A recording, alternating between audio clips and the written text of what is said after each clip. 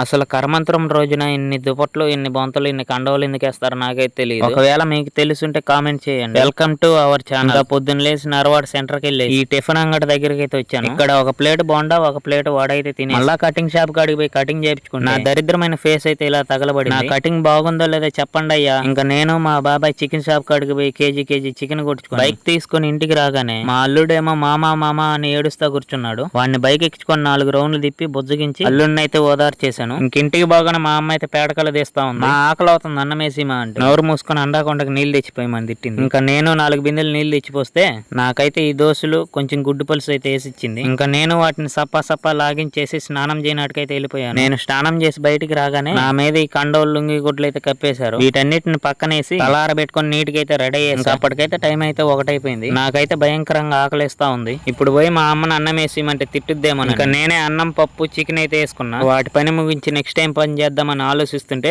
పనొద్దు పాడొద్దు నిద్రపోయే అని నా మనసు అయితే నాకు చెప్పింది. నిద్రలేసి చూస్తే టైం అయితే 8 అయిపోయింది. మా అమ్మ అయితే నా ముందు జాంకాయ తీసుకొని నిలబడుకొని ఉంది. ఈ జాంకాయ అయితే మా తోటలో చెట్టుకి కాసింది. ఆ జాంకాయ తినేసరికి అయితే నా కడుపు అయితే నిండిపోయింది. మీరు లైక్ చేసుకొని సబ్స్క్రైబ్ చేసుకోండి. బాయ్ ఉంటా మరి.